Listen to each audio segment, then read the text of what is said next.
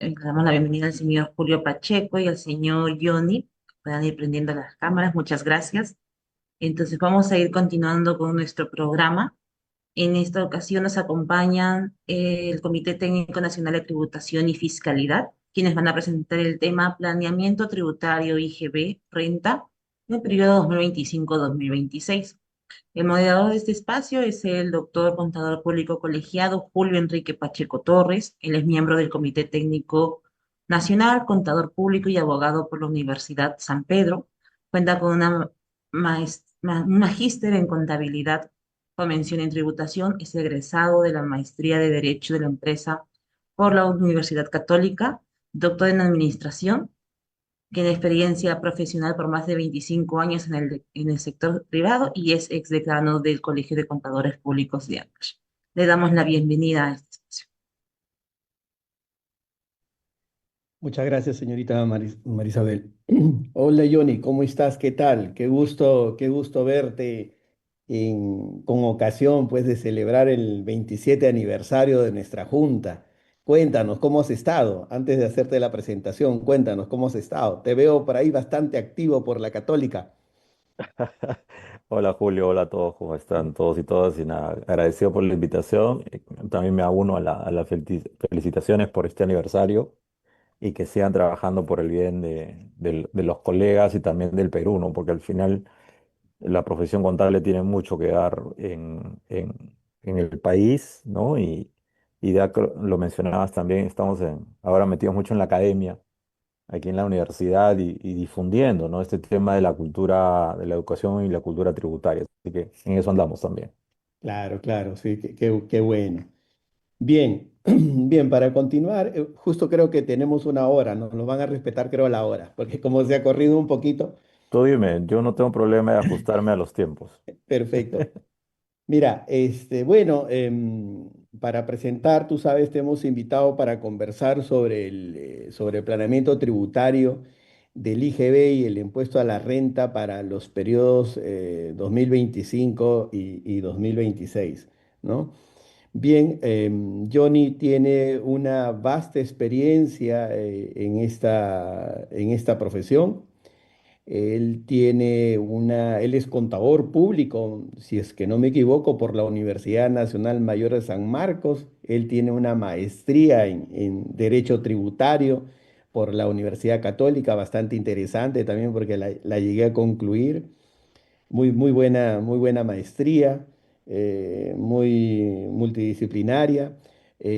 También tengo entendido que vienes haciendo estudios en Derecho Tributario y en la misma universidad. La verdad que qué envidia. Ya habrá oportunidad de conectarnos ahí. Y qué más, aparte que ha sido pues funcionario de la universidad, perdón, de la SUNAT también, ¿no? Tengo entendido que ha sido también de la SUNAT. Y bueno, una vasta experiencia como auditor y contador. Bien, bien, Johnny, vamos a estar conversando, entonces te escuchamos.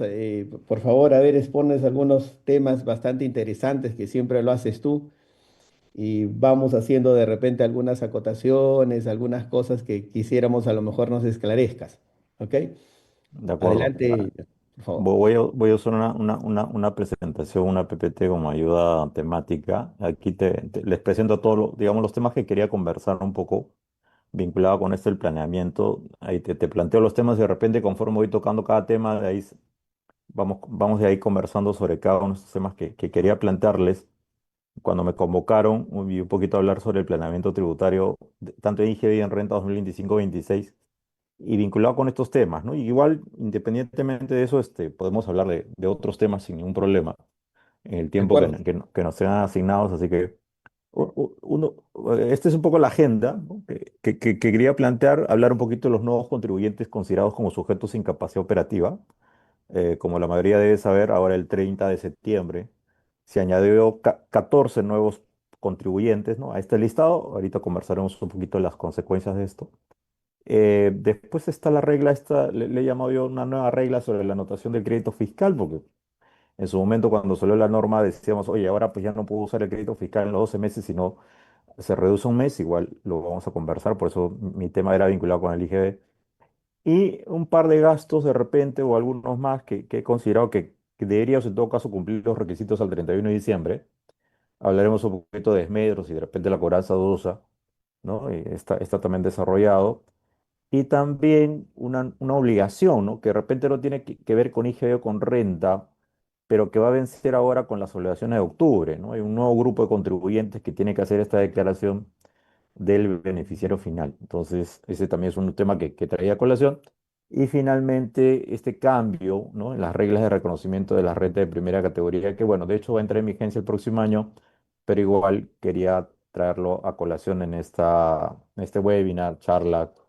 Entonces, esos son los temas que estoy planteando. Si quieres, empezamos con uno de Bien, ellos, que es este del nuevo listado, y ahí vamos conversando, como siempre. claro, adelante. Y bueno, empezamos este 30 de septiembre, o sea, yo la verdad es que estaba esperando que este listado se vaya actualizando mes a mes, como está regulado.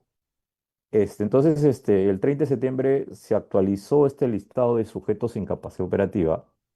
Y un poco para los, ¿no? Hay 14 nuevos proveedores, empresas que la SUNAT ya les está atribuyendo esta condición. Hay una resolución de atribución de sujetos sin capacidad. Y un poco pensando en los que de alguna manera, y me imagino que ya los colegas que están aquí, tributarios, los que manejan impuestos, los que hacen liquidación de impuestos, compliance y demás, deben haber revisado, y si no lo han hecho, pues la recomendación es que revisen en su contabilidad si tienen compras de alguno de estos nuevos proveedores designados como sujetos sin capacidad. ¿Por qué? Porque la consecuencia de esto, o sea, tiene varias consecuencias. Por el lado del IGB y por el lado de la renta.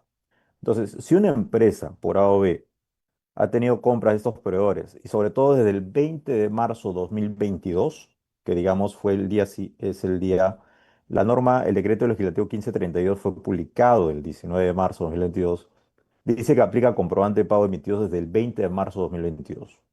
Entonces, todo el 2022, ¿qué pasa si yo tengo una compra, por ejemplo, alguno de estos proveedores, 2022, 23, 24, y ya estamos 25, estamos por lo menos 14 de octubre, vamos a cerrar ya ahorita octubre probablemente, ya cerramos 2025. Entonces, la idea es que se revise si por A o B en la contabilidad de las empresas tenemos compras de estos 14 nuevos proveedores. ¿Por qué? Como digo, la consecuencia ¿cuál es? Según lo que dice la norma, yo no debía usarme ni el crédito fiscal ni el costo gasto, porque se supone, y hablando un poquito de temas un poco gruesos, ¿no? Se supone que estas operaciones no son reales, o sea, son facturas de favor o son proveedores que se crearon de repente, ¿no? Ya que hablábamos de ética hace un rato, se crearon indebidamente y simplemente para trasladar crédito fiscal costo-gasto, ¿no? Que eso lo seguimos viendo en redes sociales, en Instagram, pero bueno, ya ese es otro tema. Entonces, la exposición de motivo de esta norma dice que para combatir esos hechos se creó esta norma de sujetos sin capacidad, que en otros países le llaman, también se ha creado, México me parece que es un ejemplo también de donde se ha creado esta figura donde la SUNAT califica a un contribuyente, dice no tienes capacidad operativa, no tienes activos, no tienes personal, no tienes un local, ¿no? Para poder vender o brindar los servicios que dice que brindes. Entonces, la SUNAT hace una fiscalización, una revisión y determina que estos sujetos no tienen esa capacidad operativa. La consecuencia, y ahí podemos discutir de repente, Julio, la retroactividad de la norma, ¿no? Porque yo, el 30 de septiembre, recién me enteré que este proveedor que yo puedo haber comprado de buena fe es un sujeto sin capacidad operativa. Bueno, la norma establece que yo puedo pedirle a la SUNAT que me haga una revisión, ¿no? Si usted considera que las compras hechas a estos proveedores, usted actuó de buena fe, y tiene todas las pruebas, usted podría solicitar que la SUNAT le haga una fiscalización y la SUNAT programar una fiscalización parcial. Pero también lo que dice la norma es, esta fiscalización parcial podría revisarte no solamente el crédito fiscal, sino podría revisarte otras cosas. Entonces, esa es una opción que te da la norma. La otra opción que tiene el contribuyente es caballero, pues, ¿no? O sea, si por A o B cometió un error, tengo una factura de alguno de estos proveedores, pues, tendrás que rectificar en los efectos que puede haber tenido en el crédito fiscal, el uso indebido de un crédito fiscal o de repente un gasto, ¿no? Con las consecuencias que eso trae en las multas, ¿no? Declarar cifras y datos falsos y demás. Entonces, ahí hay dos opciones que tiene el contribuyente. O rectifica o solicita que lo revisen. Y la otra es el muertito, ¿no? O sea, no hago nada. Sin embargo, como sabemos, existe un procedimiento de fiscalización parcial. La SUNAT teniendo información, en un momento hemos usado PLE, hoy estamos usando CIRE, ¿no? Donde están los registros de compras. Entonces la SUNAT podría detectar que yo tuve compras de alguno de estos proveedores sujetos a incapacidad. Entonces, aquí la recomendación es revisar hacia atrás y también hacia adelante cuál es la consecuencia. Obviamente, poner una marca en la contabilidad que ninguno de estas facturas o de estos proveedores deberíamos tener adquisición. Claro, la norma establece que estos proveedores ahorita solamente pueden actuar como un RUS. Solamente pueden emitir boletas, solamente pueden emitir nota de crédito, nota de débito. Y esta calificación dura 4 años, o sea, van a estar publicados en esta relación 4 años, con lo cual van a tener esta condición en 4 años siguientes. Así que ahí la recomendación es revisar hacia atrás y hacia adelante no tener compra de estos procesos. Y es más, y la otra recomendación de repente, pensando en el título de la exposición, hacer un comentario de los proveedores, ¿no? A quienes le estamos comprando para verificar si realmente tienen activos, tienen personal y, o sea, podrían estar en capacidad de soportar una revisión de la SUNAT si tienen capacidad operativa o no, ¿no? Ese es un poco sobre este tema, mi querido Julio. No sé si quieres comentar algo. La verdad, o sea, un poquito, digamos, lo que tengo entendido es de que previamente para que los califiquen, se hace un procedimiento de auditoría a las empresas que van ahí, ¿no? Tienen un proceso, ¿no? Un Sí, claro. procedimiento para que demuestren efectivamente lo que tú dices, la capacidad operativa, ¿no? Y la verdad es cierto, tú has planteado definitivamente esas tres alternativas, que estoy de acuerdo, que son alternativas bastante prácticas, ¿no? Y no queda otra, ¿no? O sea, esto es como ya la SUNAT no necesita, para desconocerte el crédito fiscal, prácticamente no necesita un procedimiento de fiscalización. Si tú lo ves así, porque basta que hayas comprado a estas empresas y ya prácticamente es un 90% de que probablemente te las van a reparar. Y sería un poco de manera ya automática, ¿no? Porque todavía no he tenido yo experiencia respecto a estos hechos, ¿no? De que te imputen o que encuentren dentro del registro de compras facturas de empresas calificadas como esto, ¿no? ¿Cuál sería el procedimiento? La norma creo que dice de manera automática lo pierdes, ¿no? O sea, creo que eso sucede, salvo que tú puedas acreditar, tendrías que, o sea, ¿cuál es el procedimiento? Porque te escuché también decir hacerse el muertito también, que si no te puede pasar nada, ¿no? O Pero sea, supongo que para desconocerte te han de oficializar algo para que saques esos comprobantes, ¿no? a ver, es cierto lo que mencionas, ¿no? O sea, de hecho la SUNAT tiene que hacer un procedimiento a estos contribuyentes y la norma dice, ok, se puede hacer una verificación de campo, perdón, de oficina, y de ahí inclusive se puede hacer una verificación de campo y se programa una fiscalización y se le da el derecho de defensa a estos, vamos a llamarle proveedores, ¿ya? A estos proveedores se le da el derecho de defensa de decirles, oye, yo he encontrado que tú no tienes activos, no tienes personal, no tienes nada y que probablemente seas un sujeto sin capacidad operativa. Y le da 30 días hábiles para que sustente lo contrario. Y inclusive lo que la norma dice, te voy a dar 5 días hábiles más para que sustentes. O sea, estás hablando de 35 días hábiles. Si en esos 35 tú no sustentas, no respondes nada, este proveedor, la SUNAT tiene 30 días hábiles más para revisar, o sea, para pronunciarse y emitir esta resolución de atribución de sujeto, que también inclusive es sujeto de derecho de defensa, o sea, puede reclamar, puede apelar. Y si te vas al tribunal fiscal, e inclusive cuando ya vas al tribunal fiscal y el tribunal fiscal dice, ok, sí, le da la razón a la SUNAT, ahí la condición de, o sea, esta condición de sujeto sin capacidad queda firme y te publica. Ahora, de ahí, ¿puedes ir al Poder Judicial? Sí puedes ir al Poder Judicial, pero lo que todos sabemos cuánto demora ese proceso. Y entonces, pero igual, durante ese tiempo, igual sigues estando publicado como sujeto sin capacidad operativa. Lo otro que mencionas, hablando yo como cliente, yo contribuyente como cliente que tengo compra de alguno de estos proveedores, yo decía, bueno, planteemos tres opciones. Una, simplemente rectifico mis declaraciones, IGB y renta y las consecuencias que esto trae. La segunda opción es yo actúe de buena fe, yo tengo las compras, tengo las guías, tengo los contratos, tengo todo y le digo a la SUNAT, ven, revisa que yo sí he actuado de buena fe. Y la tercera opción cuando yo decía hacerme el muertito es no hago nada. Pero igual, como decía la SUNAT, ustedes saben que hoy tiene acciones inductivas, e inclusive un procedimiento de fiscalización parcial y me podría decir, oye, esas facturas que tú tienes registradas es un contribuyente que ahora ha sido designado sujeto sin capacidad operativa. Con lo cual ya inclusive me podría decir, o rectificas, o y si me inicia un procedimiento de fiscalización parcial electrónica, ya simplemente me saca una liquidación y ya con eso no hay vuelta que darle, ¿no? Pero sí, o sea, es un análisis que hay que hacer. Cada compañía tendría que analizar si tiene compras de alguno de estos proveedores como cliente, ¿no?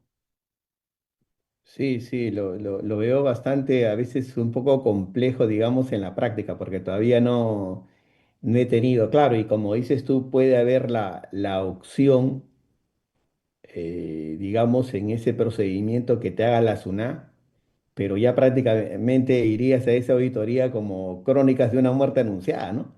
Ya prácticamente, sí, bien difícil poder vulnerar esa valla si ya lo declaró sujeto sin capacidad. O sea, ya cruzó anteladamente, ¿no?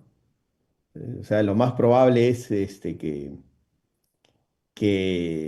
digamos, te repare, ¿no? Y ahorita se me ocurre qué tanto tal vez podría agravar en un tema de delito tributario, ¿no? No sé cómo sería ya cuando está publicado esto, digamos, esta relación, ¿no? Y bueno, si es que, por ejemplo, hagamos la idea de que tienes bastantes compras de justamente estas empresas, ¿no? Probablemente podría de repente incurrirse en un tema de delito, pues, ¿no? Se podría complejar un poco por ahí. Sí, claro, o sea, ahí lo que hay que recordar que en este caso el titular, que tendría la potestad, digamos, de iniciar este proceso es la misma SUNAT, ¿no? O sea, como tú dices, de repente, si hay un montón de compras de estos proveedores, recuerda que va en vías paralelas, ¿no? O sea, una cosa es la parte administrativa y otra cosa es la parte penal, y si el auditor o no, la auditora considera que hay indicios de defraudación tributaria, iniciar el proceso ¿no? el expediente y mandarlo al Ministerio Público, ¿no? O sea, eso también es un problema, ¿no? O sea, porque estamos hablando de facturas de favor, facturas falsas, operaciones no reales, ¿no? Y ese es también el otro peligro, ¿no? Sí, pues ese es el detalle. Ahora ya, si ahora el tema está ya, si tú compras, o sea, supongamos ya, compras, una cosa es de que, por ejemplo, hayas comprado, mira, hayas comprado y aún no esté calificado como sujeto sin capacidad. Creo que ahí no habría problema. El problema es que compras cuando ya está declarado como sujeto. Ahí me parece que ya sería un poco más complicado, a sabiendas, ¿no? Pero ahí justamente es el otro tema que yo te decía, la retroactividad. Yo puedo haber comprado en el 2023, ¿no? Yo puedo haber comprado en el 2023 y no sabía que lo iban a calificar 2 años después, ¿no?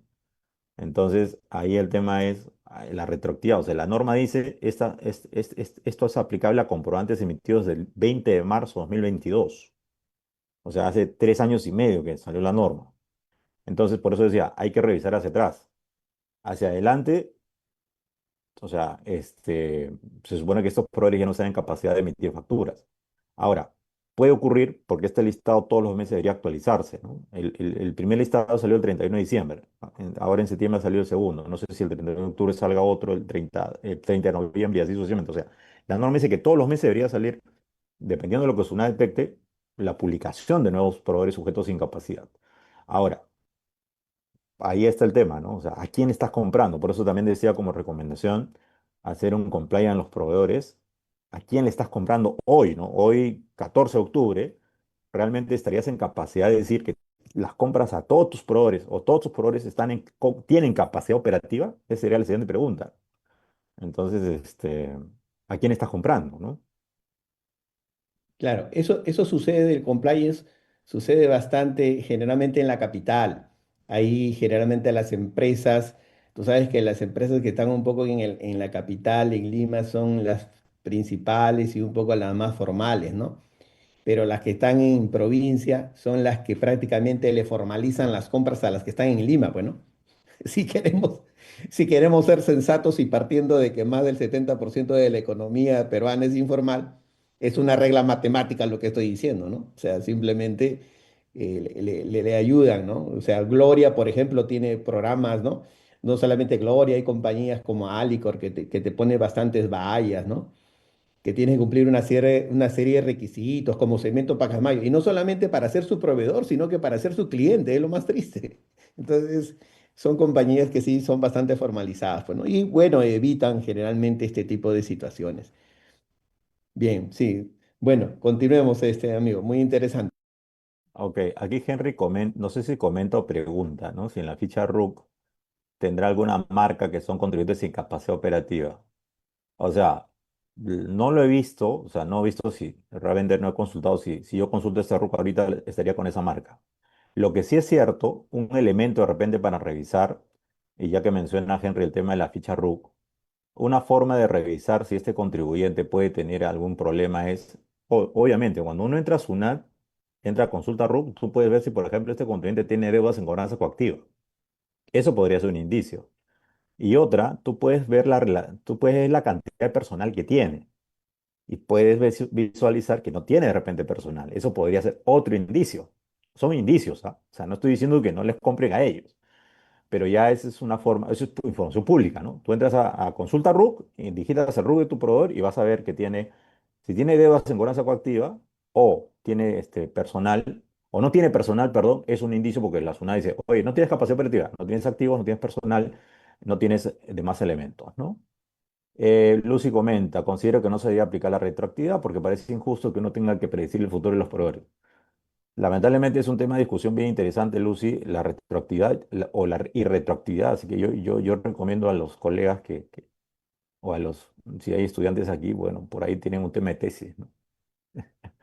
Para analizar si la Claro. aplicación retroactiva de esta norma, ¿no? Sí, Julio, dale. No, te decía, el tema de la retroactividad ahí sí sería un poquito complicado, ¿no? Quizás ahorita SUNAT indique, tenga haga ese hincapié, pero posteriormente a lo mejor se modifican, porque tú sabes, mira, nosotros ya más o menos estamos con la experiencia un poco tributaria y hemos visto cómo ha evolucionado nuestro sistema tributario, ¿no?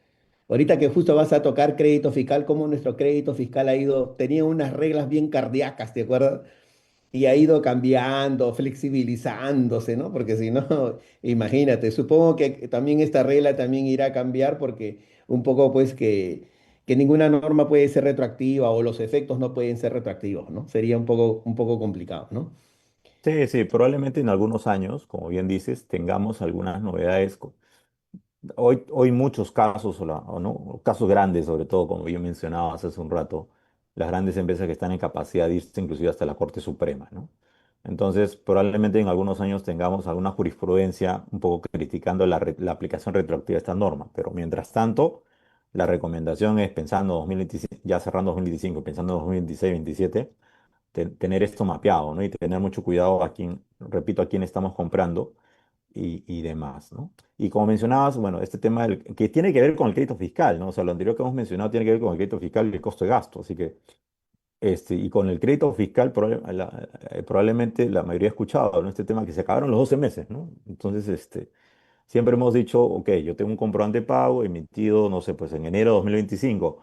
Y claro, antes de, o con facturación o sin facturación electrónica, ¿no? Inclusive decíamos, ¿puedo hacer uso del crédito fiscal? Sí, tenemos el plazo de los 12 meses. Eso va a cambiar, o sea, ojo, va a cambiar porque todavía entiendo que esta norma todavía tiene que pasar, todavía no está vigente, por si acaso, simplemente lo traigo a colación para estar preparado y lo que ahora se dice es, ojo, yo tengo que usar el crédito fiscal en el mes de la emisión del comprobante, ¿no? Mes de emisión o del pago del impuesto. Y se supone que cuando hablo pago del impuesto me refiero al IGB de no domiciliados y también me refiero al IGB de las importaciones, ¿no? Entonces, ahí la recomendación es ir viendo internamente, ¿no? Si todas las empresas estaríamos en capacidad de cumplir con esta obligación. Y lo otro que establece la norma es, ok, te voy a dar 2 meses, pero cuando sean comprobantes físicos, ¿no? Estos comprobantes en contingencia, cuando no puedo emitir los electrónicos, tengo el comprobante en contingencia. Y en el caso de facturas con detracción, la norma establece hasta 3 meses siguientes al de la emisión, pero eso son excepciones a la regla. Repito, No se vayan a asustar, esto todavía no está vigente, entiendo, pero es un tema que habría que tener bastante cuidado porque a veces decimos, no, todavía no está vigente, no me preocupo, pero cuando ya entre en vigencia, ¿no? Y de repente ya ir probando, ¿no? Si estamos en capacidad, las empresas de poder cumplir con esta obligación de no tener facturas por ahí. Ahora, con facturación electrónica, con CIRE, la cosa entiendo que ya todos tengo en mi registro electrónico, al menos se le compra ya todos los comprobantes, ¿no? Ahí que ni bien yo pido una factura con RUC, se supone que mi CIRE alimenta, ¿no? Lo que no recuerdo es que, o no estoy seguro si todavía tenemos el problema con los recibos de servicios, ¿no? Entiendo que no los pitaba, no sé si a la fecha ya el registro de compras electrónico pinta los recibos de servicios, porque ahí no hay excepción, ¿no? O sea, la norma no habla de excepciones al registro, salvo que más adelante salga alguna modificación al reglamento de IGB, pero es un tema también en su momento a tomar en cuenta y cuando entre en vigencia, como le digo, irse preparando, ¿no? Para lo que se venga en su momento sobre este punto. Muy ajustados están los plazos, bastante ajustados. Sobre todo, mira, yo te comento un poco la experiencia por acá por el sector pesquero. El sector pesquero muchas veces tiene actividades o hay veda o hay situaciones de crisis que se presenta de un momento a otro. Y fíjate bueno, menos mal que todavía no está vigente esto. Pero, por ejemplo, yo tengo operaciones y se da porque tengo operaciones que han sido al crédito, ¿no? Y que están de alguna manera sujetos a detracción y ya se han pasado los 12 meses porque la empresa obviamente ha tenido problemas económicos y no ha podido cumplir. Y fíjate que los montos, y justo lo estaba comentando, ¿no? Los montos han superado el $1,500,000 en compras que han sido al crédito, ¿m?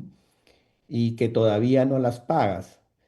Y como ya prácticamente, mira, se dan situaciones con 12 meses, ¿ah? O sea, prácticamente mi cliente en el 14º mes pudo cumplir porque estuvo pasando en crisis, pero ya no pudo usar el crédito fiscal. O sea, perdió más o menos como unos $250,000, ¿no? Entonces, imagínate si yo les comento, ¿no? Yo les digo, yo está por vencer ya, por aplicarse esta norma, ¿no? Porque, y estos plazos que comentas, para mí son muy ajustados. Yo creo que en la práctica no se van a dar, ¿no? O sea, lo veo bien, bien complicado, ¿no? Porque hay operaciones, Johnny, que son válidamente al crédito y que a lo mejor se van a poder pasar los 3 meses, 4 meses, ¿no? Entonces, y ya no voy a poder usar el crédito fiscal. Me parece que hay un poquito que se les ha ido legislando en estos términos, ¿no? Y van a tener que modificar en algún momento, porque ahorita todos estamos tranquilos porque no pasa nada, ¿no? Pero empieza que hayan los casos. Sí, sí, es un tema que habría que en todo caso comentarlo, por eso también lo traigo a colación. Como tú dices, mientras no me afecte, estoy tranquilo, pero el día que me afecte, entonces, no sé pues hasta qué punto de repente cuando empecemos a generar el CIRE, de repente la zona establezca algún filtro, ¿no? Y ya cuando empiece a generar mi registro de compras ya no me acepte facturas desde meses anteriores, ¿no? Me ponga un filtro, ¿no? También, no lo sé. Ya eso de manera operativa, ¿no? Pero sí, pues, ¿no? Por eso también, como repito, lo traía a colación. Y como tú bien decías hace un momento, ¿no? El crédito fiscal ha sufrido una serie de cambios, y lo que en su momento decía el doctor Jorge Bravo, ¿no? Sanciones anómalas, cuando no nos permitían usar el crédito fiscal cuando el registro de compras no había sido legalizado, pero oye, es mi compra, pues, ¿no? Y ahí recordando un poco la lógica del IGB, ¿no? Es un impuesto al consumo, o en todo caso que la metodología de valor agregado, o sea, porque si me desconocen el crédito fiscal, al final voy a pagar IGB sobre todo, ¿no? Entonces, es un poco injusto y le afecta la capacidad contributiva a cualquier contribuyente, ¿no? A pesar que el IGB es un impuesto indirecto, pero igual, ¿no? O sea, no me permiten deducir crédito fiscal y ahí estoy muerto, ¿no? Con respecto al pago, ¿no? Me afecta la liquidez también. Ok, vamos con el siguiente tema, si les parece. Un par de temas vinculados con renta, ¿no? Un par de gastos que para ser deducibles deben cumplirse los requisitos al 31 de diciembre. Estamos 14 de octubre y probablemente alguna de sus empresas, sus compañías tiene este tema de mercadería en mal estado que está por vencer y que para ser deducible, de acuerdo a los requisitos del desmedro, ¿no? La norma tributaria de desmedro pide que, ¿no? Pide que como repito, requisitos tributarios, por ejemplo, que en el caso del desmedro, ¿no? Vamos a avanzar un poquito esto, pide que la instrucción sea ante notario público o juez de paz, ¿no? Previa comunicación a SUNAT. Lo que hay que recordar que al día de hoy la comunicación a SUNAT se hace en un plazo de 2 días hábiles, ¿no? En su momento eran 6 días hábiles, pero al día de hoy son 6 días, perdón, son 2 días. Y lo otro que la norma reglamentaria establece que si el costo de las existencias no supera las 10 UITs, se puede sustentar mediante un informe. O sea, no quita que tenga que hacerse la destrucción. Entonces, si el costo de las existencias en el año, ¿no? Es menor a 10 UIT, se puede presentar un informe, pero igual se tiene que hacer la destrucción. Igual en este informe se tiene que indicar quién hizo la destrucción y demás, ¿no? Y también, ojo, cumplir el requisito de la comunicación a SUNAT. Y ya de un tiempo a esta parte, el desmedro, todo este proceso de comunicación ya no, normalmente no se llama esa parte virtual, sino hay que hacerlo pues a través de la clave Sol, ¿no? O sea, inclusive la misma comunicación, ¿no? La misma comunicación ya no tengo que hacer un escrito, ¿no? Y mandarlo a la SUNAT y todo este tema. Entonces, hay que hacerlo ahora a través de clave Sol, generar esta comunicación 2 días hábiles antes, ¿no? Y también el sustento, ¿no? Que vamos a presentar, sea el informe, sea el documento del notario, juez de paz, ahora ya se incluye, ¿no? En la misma clave Sol. Entonces, ¿por qué traía a colación este tema, no? Porque inclusive hay un informe de SUNAT que lo traigo aquí a colación de hace un par de años, que reconoce, ¿no? Que yo puedo haber, para fines contables, haber reconocido la baja de estos bienes en un ejercicio, pero si es que el requisito del desmedro, que en este caso es la destrucción que estamos comentando, se produce en enero del próximo año, por ejemplo, ¿no? Los primeros días de enero, lamentablemente ese gasto no va a ser deducible este año, ¿no? Ese gasto va a ser deducible recién el próximo año. Así que ahí la recomendación es, si quiere hacer deducible un gasto por desmedro, mercadería en mal estado, qué sé yo, porque va a ser su inventario, cumplir los requisitos tributarios por lo menos al 31 de diciembre, ¿no? Así que eso como dato, uno de los temas que traía a colación vinculado con renta. Y el segundo tema es este de la cobranza dudosa, ¿no? Como sabemos, producto de la situación económica, política, de repente tengo problemas con la cobranza de ciertos clientes. Entonces, recordar un poquito el requisito de la cobranza dudosa, ¿no? La cobranza dudosa para ser deducible, bueno, de hecho me dice, oye, no se reconoce como cobranza dudosa las deudas con partes vinculadas, las deudas que han sido afianzadas o garantizadas, o las deudas que han sido renovación por expresa. Y lo otro que hay que recordar es los requisitos que están en el reglamento en el reglamento de renta, que señala que para que sea deducible la cobranza dudosa, la deuda tiene que encontrarse vencida. Y además, o sea, establecen otros requisitos, ¿no? Que se demuestre la existencia de dificultades financieras del deudor o se demuestre la morosidad del deudor mediante la documentación, perdón, que evidencia la gestión del cobro, luego el vencimiento de la deuda, o el protesto de documentos, o el inicio de procedimientos judiciales, o que hayan transcurrido más de 12 meses de la fecha de vencimiento. Entonces, si ustedes tienen cuentas por cobrar o sus clientes tienen cuentas por cobrar de recuperación o de cobranza dudosa, pues lo que yo aconsejaría también que estos requisitos de hacer la gestión de cobro, ¿no? La morosidad y todo esto que menciona la norma tributaria, cumplirlas al 31 de diciembre de este año, ¿no? Para poder hacer deducible este año, porque si por A o B el requisito tributario recién se va a cumplir el próximo año, ahí tenemos un problema, ¿no? No va a ser deducible este año, sino recién el próximo año, y eso será una diferencia temporal o temporaria para los que aplican NIF. Entonces, creo yo que esos son dos temas que habría que tomar en cuenta para la deducibilidad de estos conceptos. En el caso de compañías que tienen mercaderías, ¿no?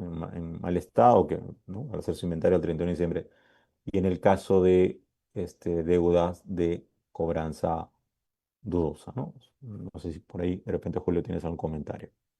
Mira, bueno, definitivamente has traído dos temas a colación bastante interesantes y en el cual soy bastante reincidente, ¿no? Porque dentro del planeamiento tributario, al margen de nosotros trazar algunas estrategias que implique optimizar la carga tributaria, también está también el tema de ver algunos escudos tributarios que uno puede obtener, ¿no? Entonces, a veces nos ponemos, o el día a día, a veces nos tiene bastante ocupados a los contadores, que muchas veces no te pones a mirar de manera así, de manera reflexiva tu estado financiero, o cuando tienes un nuevo cliente y empiezas a ver el estado financiero y tratas tú de buscar pues los famosos escudos tributarios que yo digo, ¿no? Y siempre digo, mira, revisa tu mercadería, ¿no? Revisa tu mercadería porque ahí vas a encontrar un escudo tributario, te lo aseguro.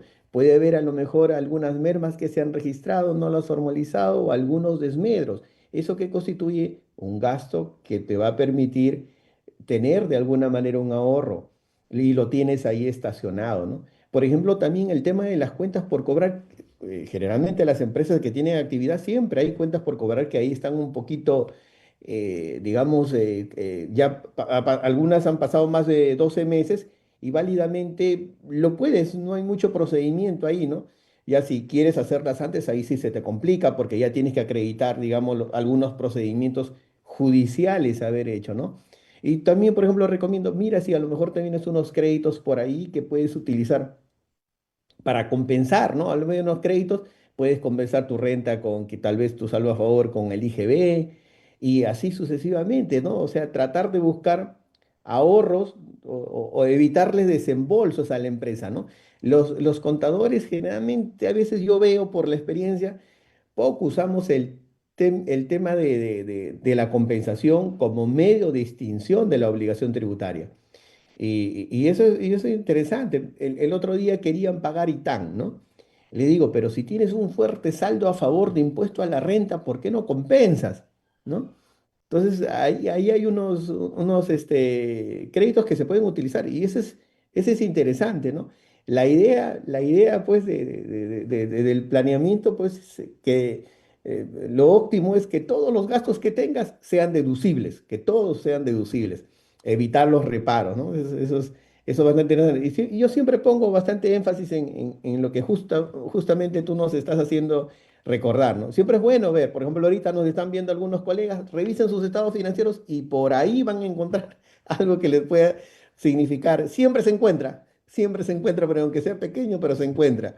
Disculpa, Johnny, que te estoy cortando un poco. No, no, no, encantado, más bien, justo has traído a colación varios temas ahí del uso de los créditos. A veces cuando uno revisa de repente algunas empresas y tienen ITAN de hace varios años ahí guardado, ¿no? Y de repente no piden la devolución porque tienen miedo que la SUNAT lo fiscalice. Bueno, entonces pidan la compensación, ¿no? O también, por ejemplo, tienen saldo de retenciones o percepciones que van jalando todos los meses. Recuerden que esos saldos de retenciones o percepciones prescriben, ¿no? Ya hay una resolución del Tribunal Fiscal de Sociedad Obligatoria que dice que hay un cómputo de qué periodo se computan ese saldo para el tema de la prescripción. Así que mucho cuidado con eso, que se puede compensar también, como dice Julio, con otros impuestos, ¿no? El IGB, pagos a cuenta o la renta de no domiciliados.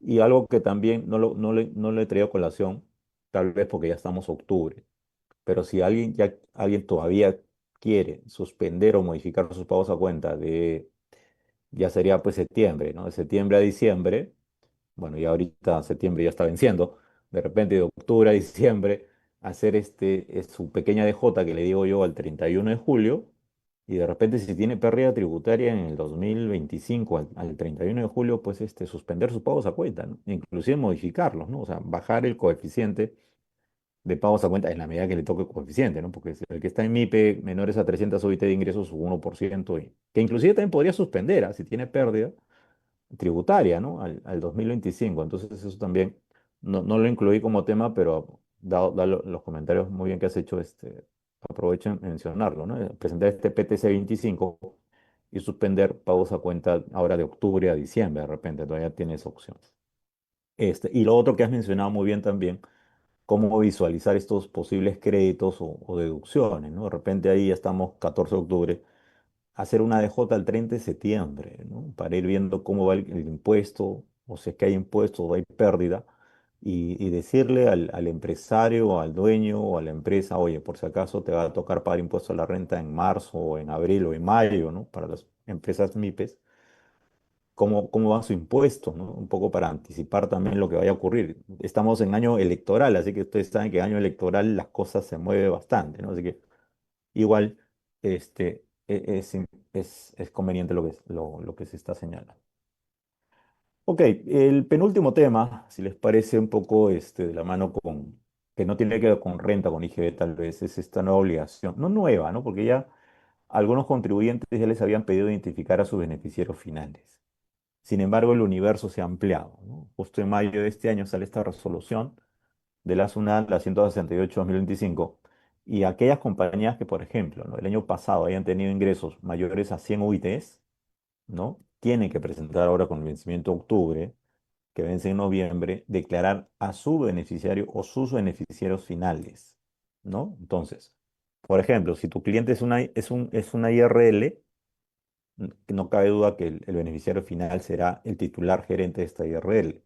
Pero si, por ejemplo, tienes una sociedad anónima, ¿no? La sociedad anónima que tiene dos accionistas, de repente Julio Pacheco y John Esquivel, cada uno 50-50. Ambos seremos los beneficiarios finales, pero si por ejemplo John Esquivel tiene el 5% y Julio tiene el 95%, el beneficiario final a identificar solamente será Julio porque tiene más del 10% a más. Entonces, ahí, ojo, hay un trabajo que hacer también, ¿ah? O sea, identificar al beneficiario final y tener toda la documentación archivada, ¿no? O sea, todo esto que usted haya hecho, le llama el debido, la debida diligencia. Ojo, si es que no se ha seguido la debida diligencia, identificar al o los beneficiarios finales, también hay una sanción, o sea, hay una serie de sanciones vinculadas con esta obligación.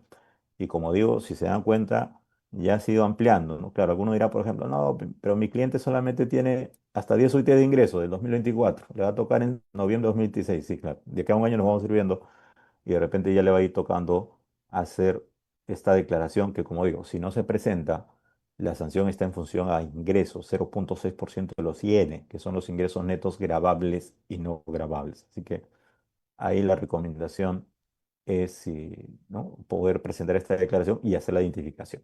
Acá hay una preguntita que me dejó pensando por la figura jurídica que está poniendo. Dice Mariluz nos pregunta, buenas tardes, con respecto a una cooperativa agraria.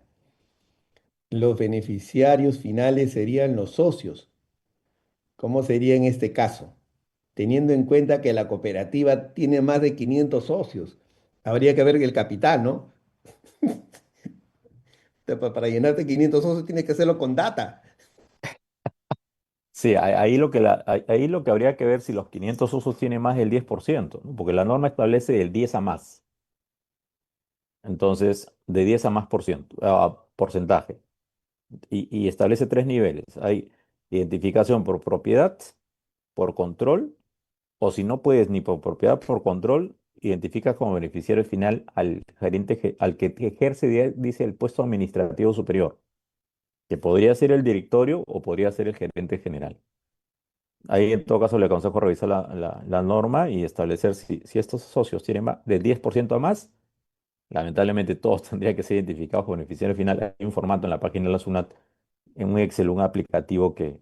Ah, y aparte de eso, cada beneficiario final hay que hacer que firme una hoja, ¿no? Un formato donde obviamente firma con todos sus datos, datos del cónyuge, estado civil, estado, su patrimonio, cómo está y todo eso, y tiene que firmarlo, e inclusive firmarlo notarialmente, ¿ah? Por si acaso. Hay toda una regulación, todo un diligenciamiento que hay que hacer. Y el último tema, que tiene que ver con, no nos paran cambiando las reglas de juego, pero bueno, es parte de este, recordar, ¿no? Que las rentas de primera categoría, por lo menos hasta este año, el criterio, el reconocimiento es con el devengado, o era con el devengado. O sea, tú podías, hablando figurativamente, ¿no? El señor Barriga, don Ramón. El señor Barriga decía, todos los meses voy a cobrar la renta. A pesar que don Ramón no pagaba la renta, el señor Barriga tenía que pagar su 5% de impuesto a la renta. por el criterio del devengado. A partir del 1 de enero del próximo año, la regla cambia y lo que ahora se va a hacer es el pago ese 5% de cabeza de la persona natural. Yo Barriga tendría que pagar su 5% cuando don Ramón le pague. Y si don Ramón nunca le paga, nunca, nunca, nunca tendría ¿no? el comprobante, ¿no? O sea, pagar el 5%. Ahora, un poco llevándolo al tema de las empresas, ¿no? O sea, si yo soy empresa y alquilo a personas naturales, sí o sí necesito pagar ¿no? Pagar la merced conductiva o pagar el alquiler y que la persona pague el impuesto. Porque hay que recordar que en el caso de la renta de primera, yo alquiler necesito el comprobante de pago. Y el comprobante de pago en ese caso es este recibo de arrendamiento, ¿no? Que es el formulario virtual 1683, ¿no? O sea, igual cuando yo soy empresa y soy digamos, el arrendatario, tengo que tener el recibo de arrendamiento para probar que efectivamente tengo el comprobante de pago por ese tipo de gastos y evitarme problemas posteriormente, ¿no? Johnny, yo tengo acá una preguntita un poco más, un poco que tiene que ver con la regularización Ujú. de los gastos. Supongamos que tú tienes tu contrato de arrendamiento, 1 de enero del 2025, y bueno, tienes el contrato, pero no has venido pagando, o vamos, no has venido pagando ya, no has venido pagando, y pagas todo el arrendamiento en enero del 2026. Y te hacen los pagos en el 2020, hacen los pagos y te dan los recibos también en enero del 2026. Ah, ese gasto, a mi entender, mi criterio, sí podría ser deducible. ¿Qué opinas tú? O a lo mejor estoy equivocado. Y pongamos en otra situación, y quizás mi terquedad. Pasada la declaración jurada, pasada el vencimiento nos ponemos en ese caso, que no fue en enero, si también fue después de la declaración jurada. ¿Qué opinas tú? ¿Qué criterio tienes respecto a ello? Porque claro, es algo, no es tan, digamos, bastante, digamos, si se puede decir la redundancia, bastante claro en ese tema para la deducción del gasto, ¿no? Sí, de acuerdo. A ver, vamos con el caso que planteabas ya. Es un gasto del 2025 y la regularización del impuesto, que entiendo son la regularización mensual, ¿no? Para poder tener ese formulario 1683 se hace en enero de 2026. Con lo cual ahí no le vería problema, ¿no? Porque estamos antes del vencimiento de la declaración jurada anual. Le vería problema en el segundo caso que planteas, porque inclusive hay informes SUNAT, me parece que es el 004, el 005-2017, que te dice que tú tendrías que tener el comprobante de pago al vencimiento de la declaración jurada anual. Entonces, si lo tengo después, criterio SUNAT me podría decir, ok, el gasto no es deducible. Sin embargo, por ahí hay un pronunciamiento de la Corte Suprema. Claro, la SUNAT y el Tribunal Fiscal le hacen caso, ¿no? Pero bueno, hay pronunciamiento de la Corte Suprema en el sentido que no interesa cuánto tenga el comprobante de pago. Pero la idea es que tenga el comprobante de pago y sobre todo cuando venga la fiscalización de la SUNAT. Entonces, este, mm, si me preguntas a mí mi criterio, sí, pues, ¿no? A pesar que lo tenga después del vencimiento de la EJ, ese gasto debería ser reducible, pero como te digo, ¿no? Probablemente en una fiscalización el auditor no te la acepte, ¿no? Pero como dirían los abogados, ¿no? Hay medios, ¿cómo es? Hay opciones de defensa. Podría manejarse, ¿no? Sí, claro. Y después este tema de la renta ya para ir cerrando, Ujú. y ya un tema de política tributaria, ¿no? Y yo sí ando medio picón con esta medida, ¿no? Porque a las rentas de primera, que son rentas de capital, si tú ves, le dan muchas concesiones, ¿no? Para empezar, el porcentaje que se paga en primera, que son rentas de capital, es bajo en relación a las rentas de trabajo, ¿no? Nos podrían decir, mira, ustedes tienen un escudo de 7 UITs, pero ese 7 UIT ya supera las 7 UIT o empiezas a ganar más de 100.000, te empiezas a pagar, pero como persona jurídica prácticamente. O sea, ya escalas al 30%, ni siquiera 29,5, sino 30%, ¿no? Pues eso es para la renta de trabajo. En cambio, la renta de capital siempre van a estar con el 5%, ¿no? Me parece que no ha sido bastante sensato el hacer esta modificación. Podríamos pensar a primera vista, pero mira, si todavía no recibo el alquiler, si todavía no me pagan, ¿no? ¿Por qué voy a pagar el tributo, ¿no? Pero en fin, se cambiaron las reglas. Solo quedaría entonces la renta de tercera bajo el principio de vengado, ¿no? Sí, pues, o sea, nos quedamos con solo lo que decíamos en clase, ¿no? Siempre en clase decíamos, percibido segunda, cuarta, quinta, y devengado primera y tercera, ¿no? Ahora va a ser percibido primera, segunda, cuarta y quinta, ¿no? Lo que siempre le digo a mis chicos a mis estudiantes, lo que enseño en un ciclo, el otro ciclo puede haber cambiado y efectivamente cambia, ¿no? Así que, como tú dices, el tema, la regla del devengo. Pero en algún momento las rentas de ganancia de capital, no sé si te acuerdas, estaban sujetas creo con una tasa de 12, ¿no? Era un poco más alta, me parece, en algún momento. Sí, Pero sí, de ahí, sí. pues, de ahí lo bajaron, ¿no? Pero bueno. Cinco, Vamos a ¿no? ver qué pasa con el siguiente gobierno, porque también igual, ¿no? Que con qué tema de política, como decías, con qué tema de política viene, ¿no? Siempre, por ejemplo, han querido modificar los regímenes tributarios. Por lo menos para el otro año, con respecto a regímenes tributarios, seguimos igual, ¿no? Seguimos con Ujú. RU, RER, MIP en general. El Ejecutivo en algún momento pidió delegación de facultades para, de alguna manera, de repente, tener un solo régimen o dos, de repente, ¿no? Claro. Pero por lo menos para el 2026 nos quedamos todavía con estos cuatro conocidos Sí, y sí, vamos ¿no? a ver qué pasa. Siempre las delegaciones legislativas es para maltratar al pueblo, ¿no?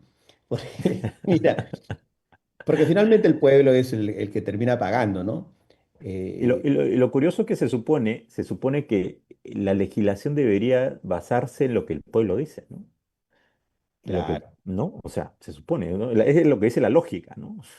Sí, pero el No, pueblo no, es el ¿cómo que es? soporta, ¿no? ¿Cómo es posible que el IGB y la renta estén ahí cerca en recaudación, ¿no? Cuando debería ser la renta más arriba, ¿no? El IGB Bueno, debería ser el mejor. IGB, inclusive, bueno, yo tenía una estadística por ahí en el 2022 que el IGB estaba más, los impuestos al consumo es más alto, ¿no? O sea, la Sí, recaudación del impuesto al consumo es más alta que respecto a renta, ¿no? Con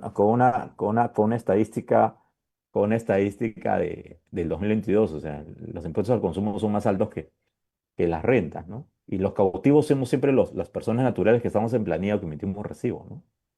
sí, pues Es, siempre se aumenta la recaudación a costa del pueblo. Nos pusieron ya para pagar el IGB de los servicios digitales, ¿no? ¿Y quién lo paga? Lo paga el pueblo, lo pagamos nosotros, ¿no? claro, Fácil, ¿no? Los congresistas dicen, ya, normal, hay que grabar el IGB. Y uno piensa que a veces la óptica o el pueblo piensa que van a pagar otras personas y no sabemos que no, nosotros no, somos no. los que estamos pagando. No, no, no. Mm. O sea, el IGB al final es un impuesto al consumo. O sea, lo terminamos pagando todos nosotros. O sea, el incidio económico somos nosotros, ¿no? Sí, pues. Eh, lamentablemente, ¿no? Por aquí creo que llega Mira, una consulta.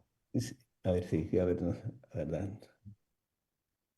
renta de quinta, si se puede reconvertir en renta de tercera. Eh, ese tema me trae a colación. La vez pasada me hicieron una consulta. Me dijeron, una empresa de seguridad contrata a los agentes de seguridad y que estos agentes están en IRL, están como RER o están como...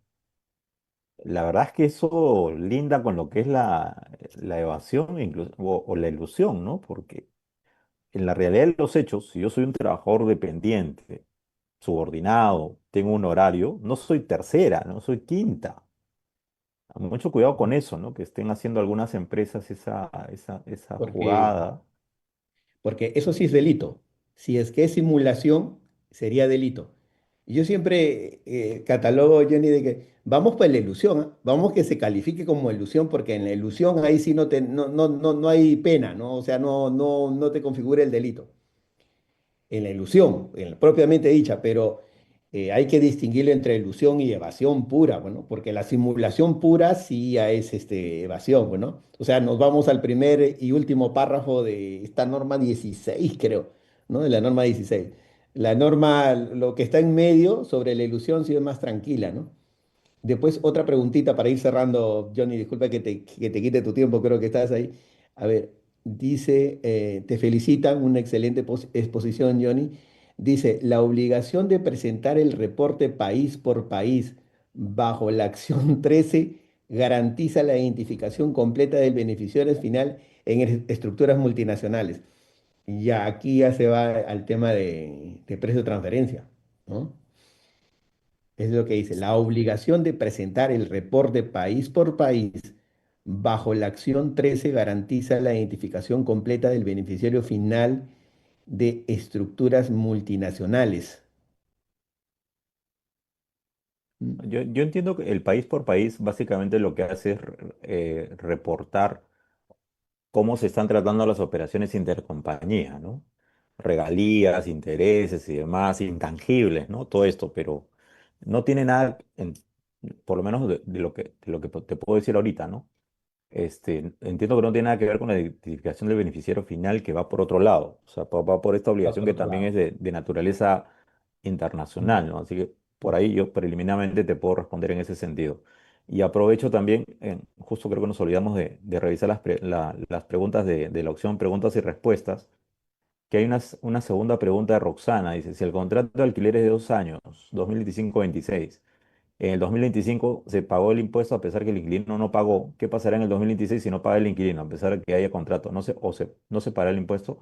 Sí, o sea, no tanto depende, a partir del 2026, no tanto depende del contrato. O sea, si en el 2026 tu inquilino no te paga, no estás obligado a pagar el 5%. Esa es la regla. O sea, independientemente de que tu contrato sea 2025-26, 2024-26, cada año es independiente, ¿no? Con las reglas que estamos señalando. Es lo que te puedo decir. Bien, Johnny, creo que ya nos van a cerrar el telón. Sí. Bueno, Johnny, la verdad que siempre es una aventura intelectual bastante interesante conversar contigo. Mira, en nombre del Técnico Nacional de Tributación y Fiscalidad Internacional y de nuestra Junta de Decanos, pues te agradecemos por el espacio y tiempo que has tenido para con nosotros, ¿no? Entonces voy a dar pase a Marisabel para que nos despida a ambos. Muchas gracias, Johnny. Perfecto, muchas gracias a todos. Cuídense mucho. Chau, Muchas gracias al doctor Julio, también al señor Johnny por su exposición y sobre todo también a la organización del Comité de Tributación.